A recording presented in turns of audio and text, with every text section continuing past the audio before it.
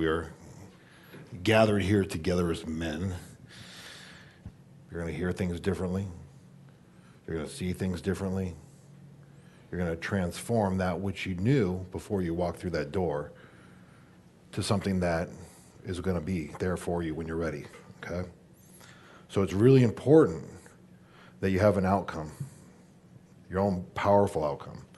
And I'm not just talking about the kind of outcome that you want or you think about, like it would be nice to get through life with this, okay? Because this isn't what we really want to teach.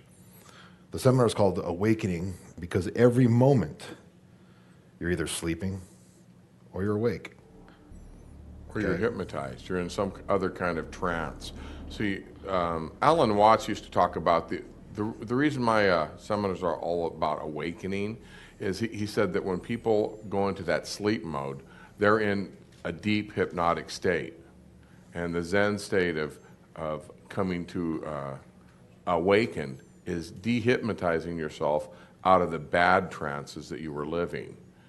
The thing is that the bad trances still may have been useful at some certain time in your life, but as you make the shifts that you're going to make and you realize that there's new avenues, you may need some fine-tuning on that.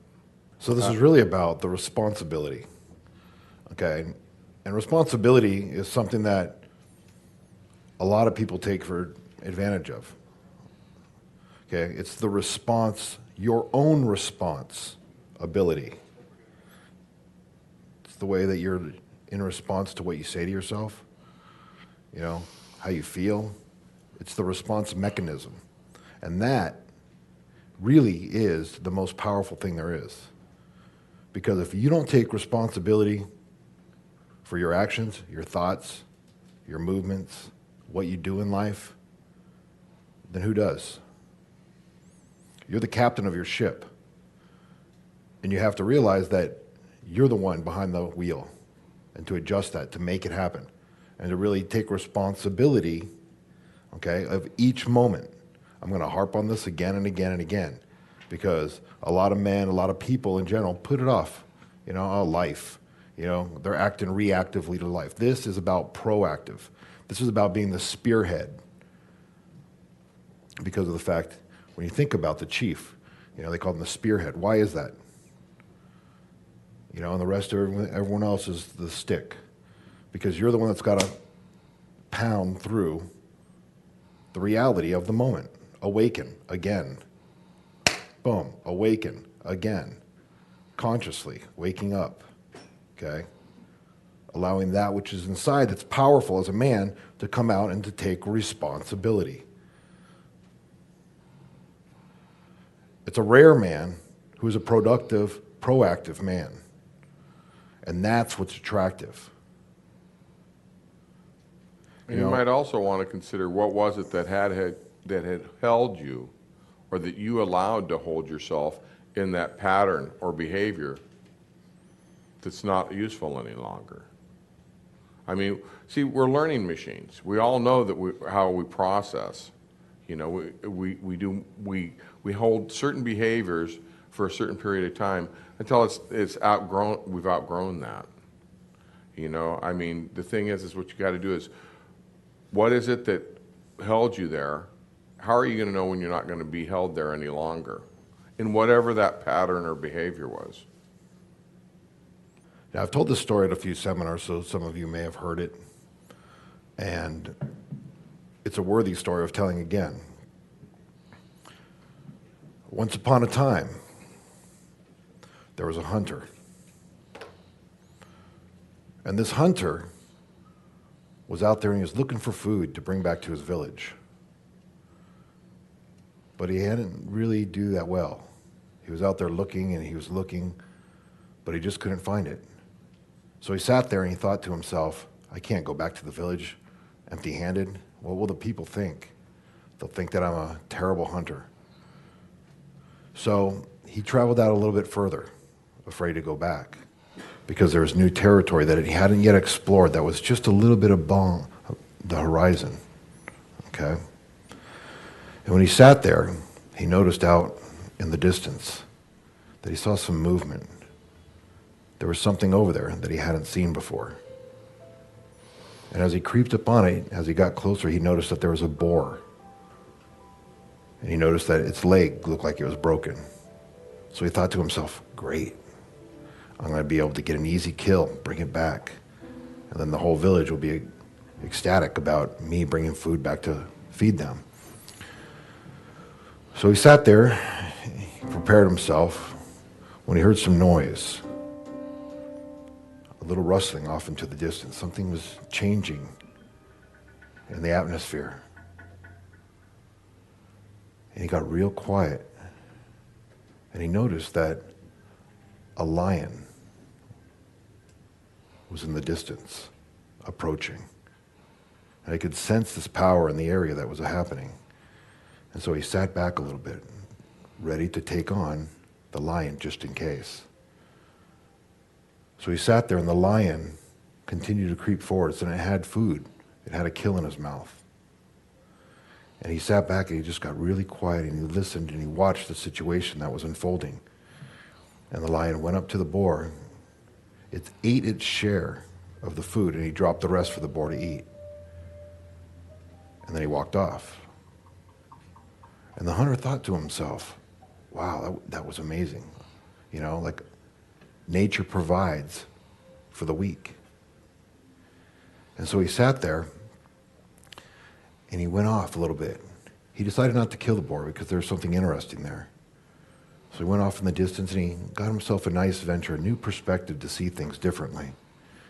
And he watched, and he saw that later on during the day, the lion came back, presenting its power with another kill in his mouth, ate the fair share, and then dropped the rest. So the hunter thought to himself, interesting how nature provides for the weak, those that are ailing. So he said, I'm going to test this theory. So he decided to go out there and just wait for the universe to provide. And he said, in my mind, I'm going to prove this point, that the universe will provide the ailing, the weak. And he sat there, and a day went by, and 2 days went by, 3 days went by, and he got extremely tired, extremely weak, to the point where he was about to die. And he sat there, and he heard, finally, a little bit of rustling. He said, my salvation's here. Finally, the universe is going to prove my point. And he looked up just to see the boar limping towards him. And the boar said, what are you doing? And he said, I'm proving the theory that nature provides for the weak, for the needy. And the boar laughed. He said, you stupid man. If you really wanted to model the universe, you should have modeled the lion. And I say at every seminar, remember, you were the sperm that beat out the billions of other sperm. Okay? You already have the spark of champion inside you. It's already there. Mathematically, everything's working for you. It's the ability to notice what you really have, the gratitude. The gratitude of what you are working with right here, right now. Because in this moment, right now, someone just died. Someone just died again. And sometimes people have many deaths, deaths of certain parts of them. Parts like a snake that every year sheds its old skin. Moving across the terrain, finding a place at just the right time of year where he squeezes real tightly between the crevices or around a tree, and he leaves that behind him that was once a representation of who he was. A very thin outer layer. A static picture. And no matter if he tried to go and move backwards, he could never fit in that old way of being again. That's an illusion. Transformation takes place all the time. And moving forward, thoughts are sometimes considered just something that's abstract. But in many of the indigenous cultures, they honor every thought that you hold, every thought that you think, as a sacred being, an entity, if you will. Consider this. Every time you think a thought, you create a neurological transition that spreads not only through your entire body, but also throughout the bodies and the environment that you're in and around the people that you're surrounded with. Every thought that you hold, or every thought that other people in your environment hold about you, affects you. We're going to show you some exercises that prove this. It's what the indigenous refer to as the subtle fields of the body, and how by thinking a negative thought, you can collapse all those energies. Or thinking a positive, you bring up your subtle energies. Like, have any of you practiced any martial arts like Qigong, Tai Chi, or any Kung Fu? Okay, it's the same thing. What we're talking about is when you start thinking these thoughts, you empower yourself or you empower your opponent.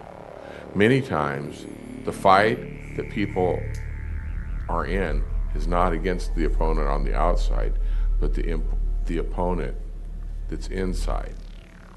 It's a thought or a series of thoughts that actually chain together or link themselves together. Some people might even consider that it's a prison of thoughts. But the truth of it is, if you created the prison, you also hold the keys to the back of the mind that can open that and release it. Just a thought. And a lot of this is going to have to do with letting go. Letting go that which you had known in the past. That which you think is real. It's the ability to let go and to notice when you do let go that there's something else to grab onto. There's a story of two monks. And they were at their monastery and they were getting ready to go on a big trip. And they were talking to themselves about all they were going to learn about, with the new master. It was about a day and a half away. So they were all excited and doing what monks do. And they decided to take off on this journey. And they were walking and they were walking. And they went through the woods. And as they were moving through the woods, they began to see a river. And as the river was flowing, they began to follow it.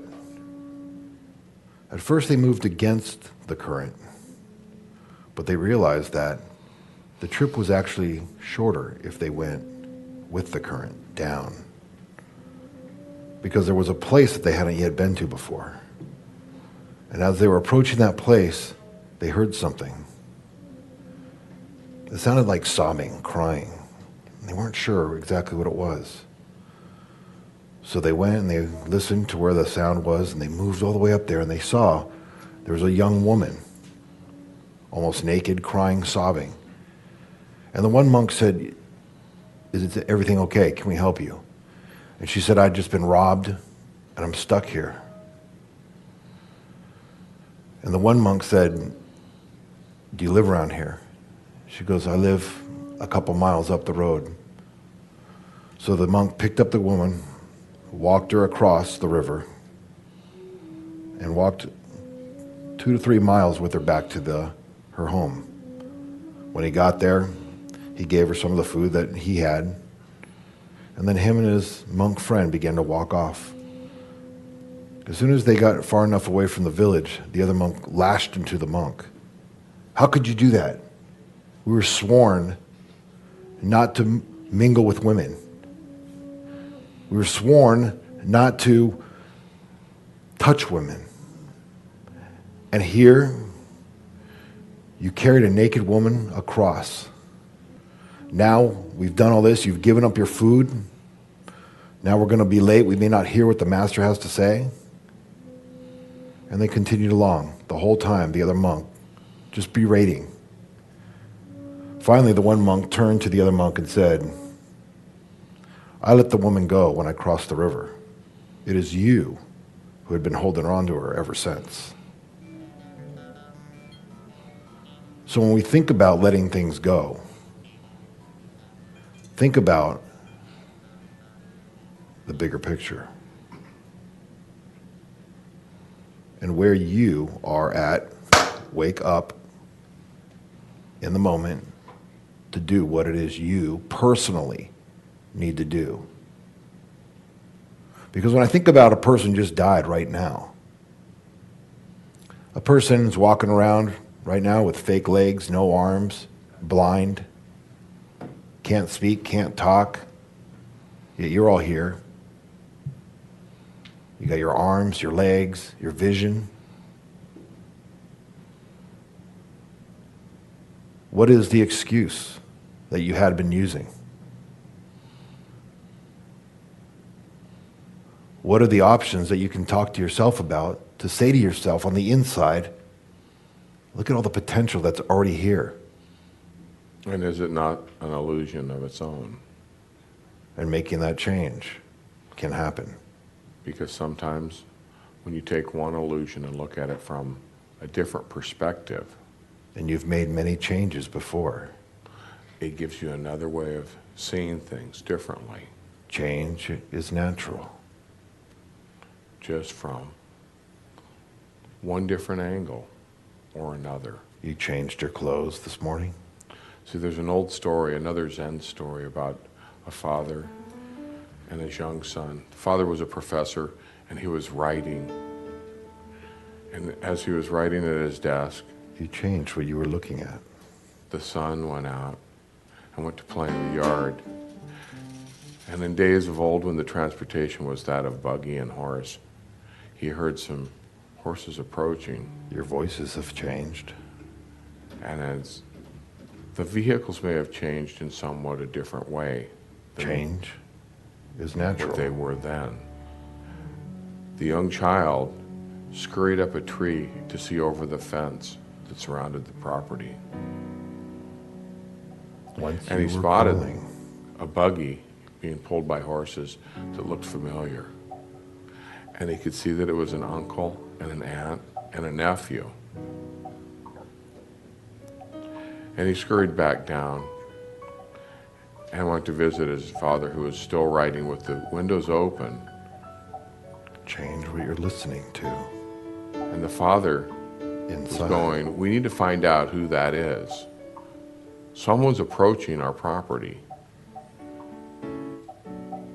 And the young child, who'd been up the tree, had already been able to see past all this, just from a different perspective looking out. And he told his father, in a joking way, he goes, I think it's my niece, my nephew, my uncle, and my aunt. And they go, how do you know that? He goes, I can tell by the horses.